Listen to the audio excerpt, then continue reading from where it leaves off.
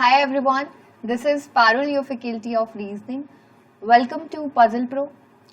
So आज हम लोग बात करने वाले हैं एक बहुत ही इम्पॉर्टेंट टाइप की, बहुत ही इम्पॉर्टेंट जो कि आपके मेंस के पेपर में पूछा जाता है.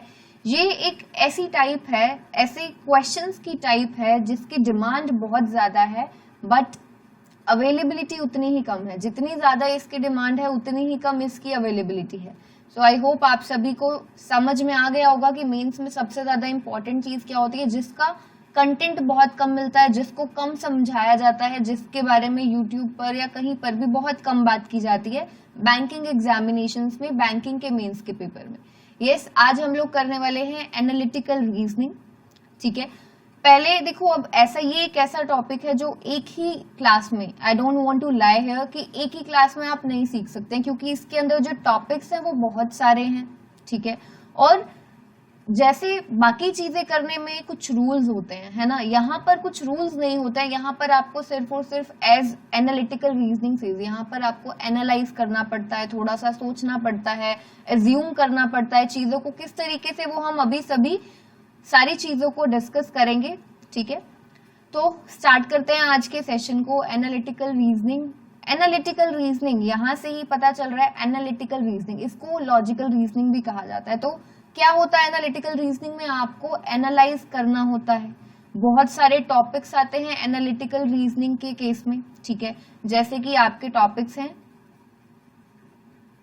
Statements and assumption. ये बहुत इंपॉर्टेंट टॉपिक है. स्टेटमेंट्स एंड अजम्पशन बहुत इंपॉर्टेंट है और आज इसी टॉपिक को ही मैं लेने वाली हूँ, स्टेटमेंट एंड अजम्पशन को लेने वाली हूँ और इसके कुछ एग्जांपल्स कराऊंगी जो आपके पिछले साल आईबीपीएस पीओ मेंस के पेपर में कराए गए थे. ठीक है, और अब इसको करने का, ये जितने भी एनालिटिकल रीजनिंग में जो टॉपिक्स आते हैं, क्योंकि कोई रूल्स तो है नहीं, ठीक है, करने के. अब ये ऐसा सीटिंग अरेंजमेंट जैसा तो नहीं है कि अगर कोई पर्सन नॉर्थ फेसिंग है तो उसका राइट यहाँ पर होगा, लेफ्ट यहाँ पर होगा. अब यहाँ पर ऐसा सीधा सीधा तो कुछ चलता नहीं है. यहाँ पर आपको दिमाग बहुत ज्यादा चलाना पड़ता है और फालतू दिमाग भी नहीं चला सकते आप इसमें.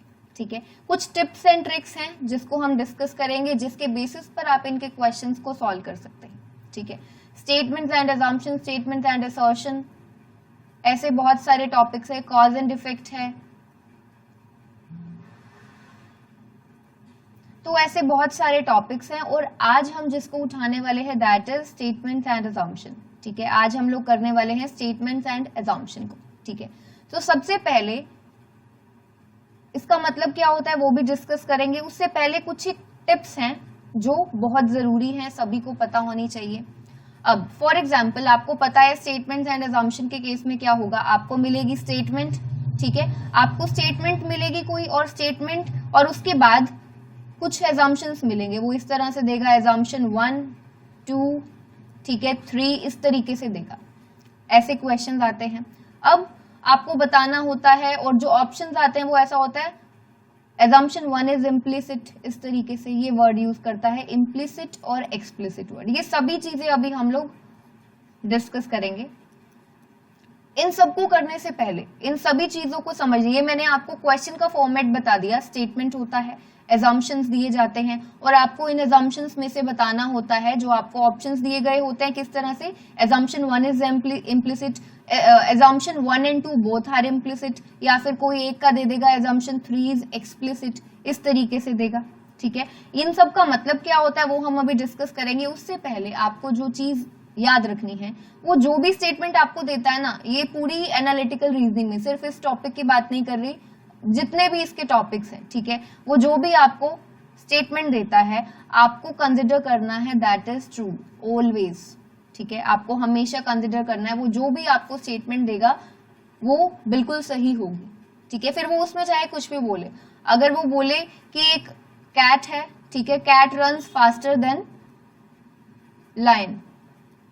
अब आपको यहाँ पर अपना दिमाग नहीं लगाना है कि ऐसा तो नहीं होता, लायन तेज भागता है, कैट तो नहीं भागती इतनी तेज, है ना. बट अगर वो आपको स्टेटमेंट में ये देता है तो आपको कंसिडर करना है कि दिस इज ट्रू. हाँ, कैट जो है वो लायन से तेज भागती है, आपको ऐसा मानना ही पड़ेगा. इसीलिए कह रही हूं कि फालतू अपना दिमाग नहीं लगाना है, आपको कंसिडर करना है कि जो भी वो स्टेटमेंट आपको देगा उसको आपने ट्रू ही मानना है हमेशा. अब नेक्स्ट स्टेप क्या है, ये थी आपकी फर्स्ट टिप. नेक्स्ट टिप है, आपको कोई भी अगर मोटा मोटा लैंग्वेज में बोला जाए, हिंदी में बोला जाए, तो आपको फालतू का नहीं सोचना है। फालतू का नहीं सोचना है, जैसे कि अभी ये स्टेटमेंट दी गई तो इसमें आप फालतू ये सोचे कि नहीं ये तो गलत होता है, ऐसा नहीं हो सकता है ना, ऐसा नहीं सोचना है। आपको वो मानकर ही चलना है, ट्रू मानकर चलना है। अपने पर्सनल एक्सपीरियंसेस के हिसाब से अगर आपको कोई चीज लगती है कि नहीं जो स्टेटमेंट दिया गया है उसमें ऐसा होना चाहिए, उसमें ऐसा होना चाहिए, वो सब चीजें नहीं करनी है आपको, ठीक है। जैसा दिया गया है उसके हिसाब से सोचना है आपको, अपने हिसाब से नहीं सोचना है। एग्जामिनर ने जो क्वेश्चन बनाया, मान लो कोई गवर्नमेंट ऑफिशियल का उसने कोई क्वेश्चन बनाया कि गवर्नमेंट ने कोई स्कीम बनाई है, ठीक है, आपको लग रहा है कि स्कीम जो उसने बनाई है इसमें ना अगर ऐसा कर देते तो बेटर होता, आपको ऐसा नहीं सोचना है, ठीक है। अगर उसने कोई स्कीम बनाई है तो वो बिल्कुल सही बनाई है, ठीक है। इस तरीके के जो क्वेश्चन देता है, यानी कि आपको अपने हिसाब से अपनी तरफ से कुछ एड ऑन नहीं करना, अपनी तरफ से आप कुछ नहीं सोच सकते। आपको फाइनली सोचना क्या है, देखो सोचना तो अभी आपको है। अभी ये जो मैं समझा रही हूँ हो सकता है होंगे बहुत सारे स्टूडेंट्स ऐसे होंगे जिनको ये सब चीजें समझ में नहीं आ रही होंगी। ये थोड़ा सा बेसिक है और थोड़ा जल्दी करवा रही हूँ ताकि मैं क्वेश्चंस तक पहुंचूं, क्योंकि मेन जो आप समझेंगे वो क्वेश्चंस के थ्रू ही समझेंगे, ठीक है। क्योंकि क्वेश्चंस में भी बहुत सारे अलग अलग टाइप्स आते हैं, एडवर्टीजमेंट के अलग क्वेश्चंस होते हैं और भी बहुत सारे अलग अलग टाइप्स होते हैं, तो वो हम लोग धीरे धीरे डिस्कस करेंगे। ये टॉपिक ऐसा है, बिल्कुल नया है, थोड़ा सा टाइम लगेगा और थोड़ा सा टाइम प्लीज दीजिए ताकि आप इसे सीख पाए अच्छे से। तो अभी सबसे पहले है कि आपको जो भी वो स्टेटमेंट देगा उसको आपने मानकर चलना है कि वो बिल्कुल 100% ट्रू है। अपनी तरफ से ज्यादा नहीं सोचना है, सोचना है पर सोचना किस हिसाब से है, जो आपको स्टेटमेंट दिया गया है, ठीक है, उसके हिसाब से सोचना है। क्योंकि फाइनली आपको करना क्या होता है, देखो इस तरीके से सोचना होता है, जो एग्जामिनर है ना उसने जैसा क्वेश्चन बनाया है, एग्जामिनर के माइंड को आपने पकड़ना है कि वो क्या कहना चाह रहा है। एग्जामिनर के माइंड को पिक करना है कि अगर उसने ये स्टेटमेंट बनाई है ना, अगर उसने ये स्टेटमेंट दी है तो उसने क्या इन 3 एजम्पशंस में से क्या चीज एज्यूम करके ये स्टेटमेंट बनाई होगी, आपको ये चीज सोचनी है, ठीक है। इसीलिए बोला जा रहा है कि आपको फालतू नहीं सोचना है। सोचना तो यस डेफिनेटली है ही, पर कैसा सोचना है, आपका जो रिजल्ट है ना फाइनली वो एग्जामिनर से मैच करना चाहिए, ऐसा होना चाहिए, ठीक है। तो ये कुछ इंपॉर्टेंट चीजें हैं, आपको अपने हिसाब से पर्सनल एक्सपीरियंसेस के हिसाब से चीजें नहीं सोचनी है, ठीक है। जैसा स्टेटमेंट दिया गया है, और क्या होता है वो कुछ ना कुछ ऐसा हिंट भी जरूर देता है, ऐसा नहीं होता कि क्वेश्चन में कुछ भी ना समझ में आए। ये यहाँ पर प्रैक्टिस की बहुत सारी प्रैक्टिस की नीड होती है, बहुत ज्यादा क्वेश्चंस की प्रैक्टिस करनी पड़ती है, तब जाके समझ में आता है कि अच्छा अगर इस टाइप के क्वेश्चंस पूछे जाएं, ठीक है, तो यहाँ पर एग्जामिनर का मतलब ये होता है। अब कैसे, जैसे कि फॉर एग्जाम्पल अगर हम एडवर्टीजमेंट की बात, अभी मैं आगे एग्जाम्पल बताऊंगी आपको इसका, अगर कोई एडवर्टीजमेंट की से रिलेटेड स्टेटमेंट्स आती हैं तो उसमें एक पर्टिकुलर चीज रहती है, जो बहुत सारे क्वेश्चंस को जब आप एडवर्टीजमेंट के सॉल्व कर लेंगे ना, फिर जाकर आपको समझ में आएगा कि एग्जामिनर एडवर्टीजमेंट के केस में हमेशा इस चीज को लेकर चलता है, ठीक है। और अगर कोई गवर्नमेंट की स्कीम आती है तो जब कुछ वो टैक्सेस की बात करता है तो वो इस तरीके से सोचता है। इस तरीके से जब आप बहुत सारे ऐसे ऐसे क्वेश्चन सॉल्व कर लेंगे ना, आप तब इजीली समझ पाएंगे, ठीक है। तो चलते हैं फिर हमारे क्वेश्चन की तरफ ही। ये कुछ चीजें थी, और एक और चीज होती है जो वो आपको एजम्पशंस देता है ना, ये जो एजम्पशंस आपको सोचनी होती है वो उस पर्टिकुलर टाइम पर सोचकर चलनी होती है, ठीक है, उसी पर्टिकुलर टाइम पर। यानी कि आपको ऐसा नहीं सोचना होता, अगर एक एजम्पशन दिया गया और उस एजम्पशन में कुछ ऐसी बात की गई है स्टेटमेंट से रिलेटेड, जो भी स्टेटमेंट में जो भी दिया गया है एजम्पशन में, अगर मान लो उसके कुछ फ्यूचर की बात की गई है तो वो गलत होगा, या फिर कोई पास्ट की बात की गई है तो भी वो एजम्पशन गलत। एजम्पशंस किस चीज की किस टाइम की होनी चाहिए, उसी टाइम की होनी चाहिए, प्रेजेंट की होनी चाहिए, रिलेटेड टू जो भी स्टेटमेंट में बोला गया है, बताया गया है। एजम्पशन आपको कैसा देखना है, कैसा सही होता है, जो प्रेजेंट के हिसाब से होता है। पास्ट और फ्यूचर के हिसाब से जो होता है एजम्पशन वो हमेशा गलत होता है, ठीक है। अभी ये आपको एग्जाम्पल्स के थ्रू भी समझाऊंगी, अभी ये सब वर्बल चल रहा है, ठीक है। और अब बात आती है इम्प्लिसिट और एक्सप्लिसिट। जैसे सिंपली आप क्वेश्चंस करते हो सिलॉग्स के, इनइक्वालिटीज के, तो वहां पर क्या होता है, फॉलो नॉट फॉलो होता है। तो आपको अभी सिंपल ये मानकर चलना है, इम्प्लिसिट का मतलब होता है फॉलो करना, यानी कि करेक्ट, 100% करेक्ट होना, अभी आपको यही सोचकर चलना है। और एक्सप्लिसिट का मतलब होता है नॉट करेक्ट, जो फॉलो नहीं करता है। सिंपल अभी ये सोच के चलना है। इसके बाद अभी हम लोग स्टार्ट करते हैं अपने क्वेश्चंस को। पिछले साल के क्वेश्चंस कराऊंगी उससे पहले एक सिंपल सा एग्जांपल है, ठीक है। और यहाँ पर बहुत सारी ऐसी चीजें भी होती है जहां पर कुछ वर्ड्स होते हैं, ओनली, ऑल, एवरी, उनका भी बहुत इंपॉर्टेंट यूसेज होता है, ठीक है। तो अभी देखो यहाँ पर आपको स्टेटमेंट दिया गया है, students with more than 95% marks are eligible to apply for admission in ABC course of our college and advertisement by college. अब एक कॉलेज ने एडवर्टीजमेंट दी है, ठीक है। अब कहता है students with more than 95% marks, ऐसे स्टूडेंट्स जिनके 95% से ज्यादा मार्क्स हैं वो एलिजिबल हैं टू अप्लाई फॉर एडमिशन। कहां पर एडमिशन लेने के लिए? एक कोर्स है, एबीसी कोर्स है, ठीक है। तो वो अगर किसी स्टूडेंट के 95% से ज्यादा मार्क्स हैं तो वो एलिजिबल है किस चीज के लिए? एबीसी कोर्स में एडमिशन लेने के लिए। ये एक एडवर्टीजमेंट है, ठीक है। सो देखो, अब सबसे पहले और सबसे इंपॉर्टेंट चीज मैं आपको बता रही हूं, एडवर्टीजमेंट होती किस चीज की है, पहले ही बता रही हूं मैं क्वेश्चन को सॉल्व करने से पहले। एडवर्टीजमेंट के केस में क्या होता है, क्योंकि अगला क्वेश्चन भी मैं आपके सामने एडवर्टीजमेंट वाला लेकर आऊंगी तो आप इजीली उसे समझ पाएंगे, ठीक है। एडवर्टीजमेंट किस चीज की होती है? जिस चीज की डिमांड होती है, ठीक है। जिस चीज की डिमांड होती है उसकी एडवर्टीजमेंट की जाती है। और एडवर्टीजमेंट की क्यों जाती है? ताकि वो ज्यादा से ज्यादा कस्टमर्स या फिर ज्यादा से ज्यादा लोगों तक पहुंच पाए, ठीक है।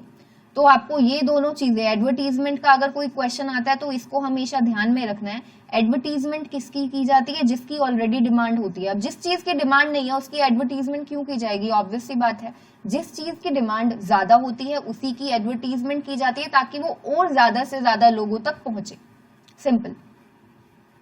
तो अभी आपको ये दोनों चीजें कंसिडर करके चलना है। तो अभी देखो,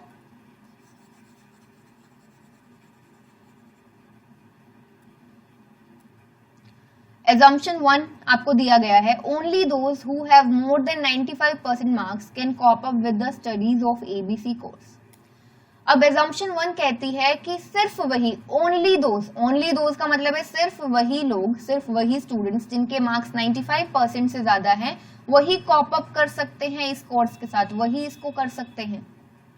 मतलब ये कैपेबिलिटी की बात हो रही है कि सिर्फ वही लोग जिनके 95% से मार्क्स 95% से ज्यादा मार्क्स है उन्हीं के अंदर वही इतने कैपेबल है कि वो इस कोर्स को कर सकते हैं, बाकी नहीं कर सकते। यहाँ पर यूज किया गया ओनली, ओनली में थोड़ा सा नेगेटिव सेंस जाता है, ठीक है। और अभी मैंने आपको बताया एडवर्टीजमेंट का मतलब क्या होता है। एडवर्टीजमेंट का मतलब है डिमांड तो होती है, ठीक है, और वो ज्यादा से ज्यादा लोगों तक पहुंचाना होता है। एडवर्टीजमेंट का मतलब ही यही होता है कि ज्यादा से ज्यादा लोगों तक उस चीज का पहुंचे, वो चीज पहुंचे।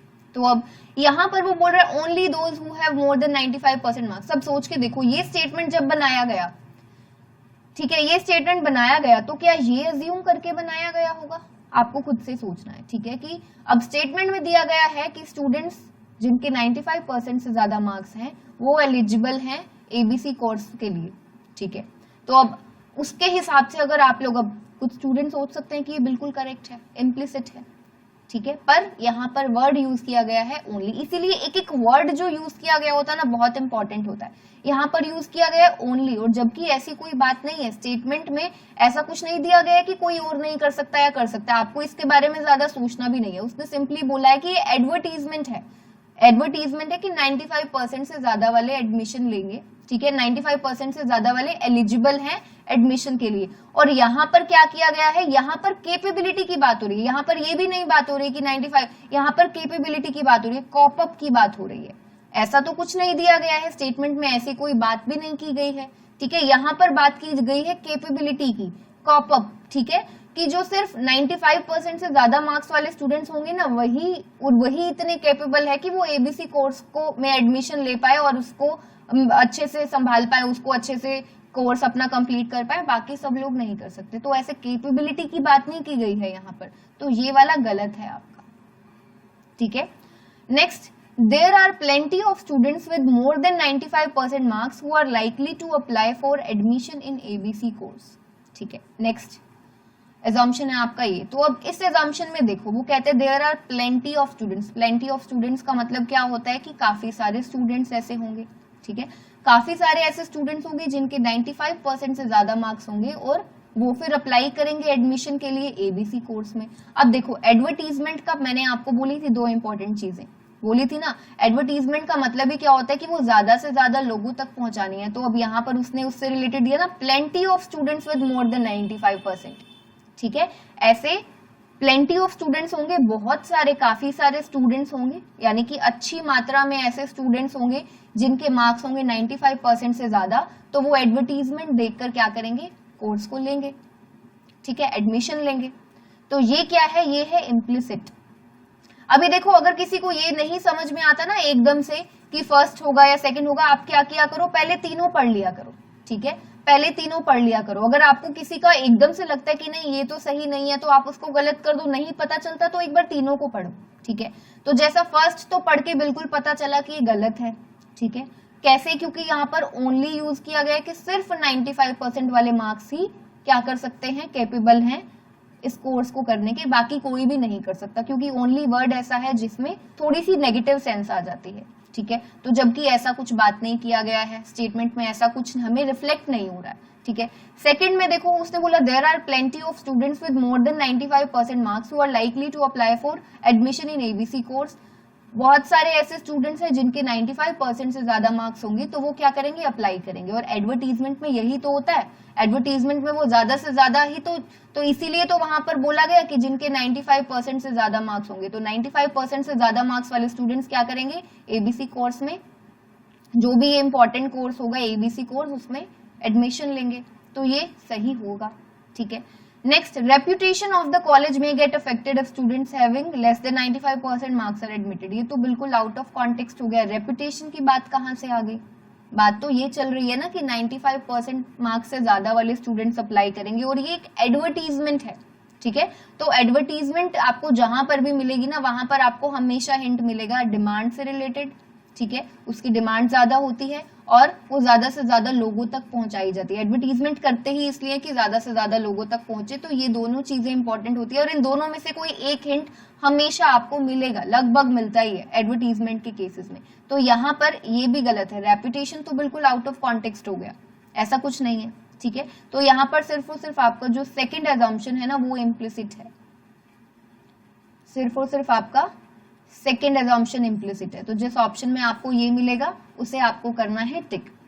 आई होप ये क्वेश्चन, आई नो थोड़ा सा लग रहा होगा कि ऐसे किस तरीके से, अभी आपको सीखना है, ये एकदम से नहीं आ जाएगा, आप धीरे धीरे सीखेंगे कि एडवर्टीजमेंट के केस में ऐसा किया जाता है, ऐसा किया जाता है। अभी आगे और भी बहुत सारी चीजें आएंगी जिसमें आपको पता चलेगा, टैक्सेस से रिलेटेड जब बात होगी तो टैक्स के केस में क्या होता है, गवर्नमेंट के एंड पर क्या होता है, ये सब चीजें अभी धीरे धीरे करेंगे। आज हम एडवर्टीजमेंट का केस करने वाले हैं। ठीक है, तो दो चीजें इंपॉर्टेंट है, डिमांड आपको देखना है, एडवर्टीजमेंट के केस में डिमांड ज्यादा होती है, जिस भी प्रोडक्ट की बात की जाए या जिस भी चीज की बात की जा रही है, और उसे ज्यादा से ज्यादा लोगों तक पहुंचाया जाता है।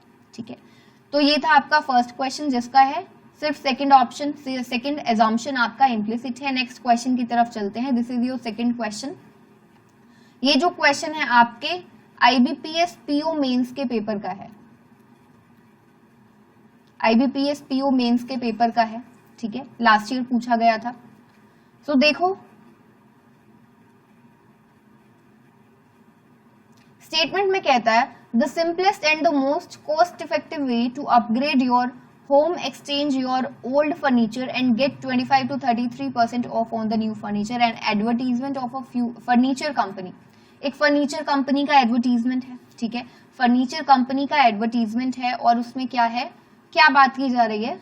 ठीक है, simplest and most cost effective way to upgrade your home, exchange your old furniture. ठीक है, आप एक्सचेंज कर सकते हैं अपना पुराना फर्नीचर, और क्या आपको बताया गया कि नए फर्नीचर पर 25 to 33% का ऑफ मिल सकता है। ठीक है, तो इस तरीके की आपको समझ में आ गया एडवर्टीजमेंट है। अब एडवर्टीजमेंट है यानी कि डिमांड ज्यादा होगी, और डिमांड ज्यादा है तभी उसकी एडवर्टीजमेंट हो रही है, और ज्यादा से ज्यादा लोगों तक पहुंचाना है। ठीक है, तो assumption 1 देखो यहाँ पर, nowadays there is no demand for furniture products unless some attractive scheme is offered। क्या कहता है कि आजकल फर्नीचर प्रोडक्ट्स की ज्यादा डिमांड रहती नहीं है, इसीलिए अगर क्या अट्रैक्टिव स्कीम की जरूरत पड़ती है तभी लोग फर्नीचर खरीदते हैं। ठीक है, तो अब ये कैसा स्टेटमेंट हुआ, अभी मैंने बताया कि एडवर्टीजमेंट किसकी की जाती है, उसकी की जाती है। अब आपको स्टेटमेंट को बिल्कुल ट्रू मानना है, आपको अपने हिसाब से नहीं सोचना है कि फर्नीचर तो कहाँ ज्यादा लिया जाता है, कभी कम लिया जाता है। अपनी तरफ से आपको कुछ नहीं सोचना है कि हाँ ये जो सेंटेंस है ये लग तो सही रहा है कि हाँ फर्नीचर जो प्रोडक्ट्स होते हैं इनकी डिमांड तो कम ही होती है, आपको अपनी तरफ से ऐसा नहीं सोचना है, आपको इसको ट्रू मानना है, अपनी स्टेटमेंट को 100% ट्रू मानना है, उसके हिसाब से सोचना है। ठीक है, तो अब यहाँ पर अब क्या था, एडवर्टीजमेंट था, तो एडवर्टीजमेंट के केस में आपको पता है कि डिमांड जिस चीज की होती है उसी की एडवर्टीजमेंट की जाती है। तो यहाँ पर बोला देयर इज नो डिमांड, तो ये तो बिल्कुल अगेंस्ट जा रहा है, ये तो बिल्कुल गलत है, बिल्कुल अगेंस्ट चला गया जो आपका स्टेटमेंट दिया गया। वो कह रहा है कि आजकल कोई डिमांड नहीं है फर्नीचर प्रोडक्ट्स की, इसीलिए अट्रैक्टिव स्कीम्स की जरूरत पड़ती है, स्कीम्स ऑफर देखने पड़ते हैं तभी कोई फर्नीचर प्रोडक्ट्स लेता है, अदरवाइज तो कोई डिमांड नहीं है। तो ये हो गया गलत, क्योंकि एडवर्टीजमेंट ही एडवर्टीजमेंट होती किसकी है, जिसकी डिमांड होती है। ठीक है, तो ये हो गया गलत, तो वो वाला पॉइंट काम आया ना, एडवर्टीजमेंट का डिमांड वाला यहाँ पर काम आया। नेक्स्ट देखो, some customers always desire to have best quality and do not bother either for cost और फॉर कन्वीनियंस। अभी देखो ऊपर स्टेटमेंट में बात की जा रही है किस चीज की, ऑफ की बात की जा रही है कि 25 से 33% का ऑफ मिल सकता है और पुराना फर्नीचर एक्सचेंज किया जा सकता है, ये सब बातें की जा रही है। तो यहाँ पर क्या किया, यहाँ पर एक नया ही कॉन्टेक्स्ट आ गया कि कुछ कस्टमर्स ऐसे होते हैं ऑलवेज डिजायर टू हैव, उनको चाहिए होता है बेस्ट क्वालिटी चाहिए होता है, तो उनको कॉस्ट की कुछ नहीं पड़ी ना कन्वीनियंस की पड़ी, कॉस्ट की कुछ नहीं पड़ी, ऊपर तो बात ही कॉस्ट की जा रही है। तो एडवर्टीजमेंट निकाला गया है और ऑफ का एडवर्टीजमेंट निकाला गया, दैट मीन्स कि कॉस्ट की ही तो बात की जा रही है। यहाँ पर बोल रहा है कि कस्टमर्स को कॉस्ट से फर्क ही नहीं पड़ता, उनको क्वालिटी मैटर करती है सिर्फ और सिर्फ। तो ये भी क्या हो गया, ये भी गलत हो गया। ठीक है, सो नेक्स्ट देखो, some customers want to keep their home up to date with reasonable cost with fewer hassles. अब देखो कहता है कि कुछ कस्टमर्स ऐसे हैं जो want to keep their home up to date, जिनको अपने होम को अप टू डेट रखना होता है विद रीजनेबल कॉस्ट। यहाँ पर देखो उसने दिया ना ऐसा एक चीज दिया, रीजनेबल कॉस्ट, जो स्टेटमेंट में बात की जा रही है वही बोला कि रीजनेबल कॉस्ट पर और ज्यादा हैसल्स भी ना हो। ठीक है, तो ये कैसा एजम्पशन है, ये बिल्कुल सही है, यानी कि सिर्फ और सिर्फ आपका जो थर्ड एजम्पशन है वो इम्प्लिसिट है, तो इसमें सी ऑप्शन करेक्ट होगा।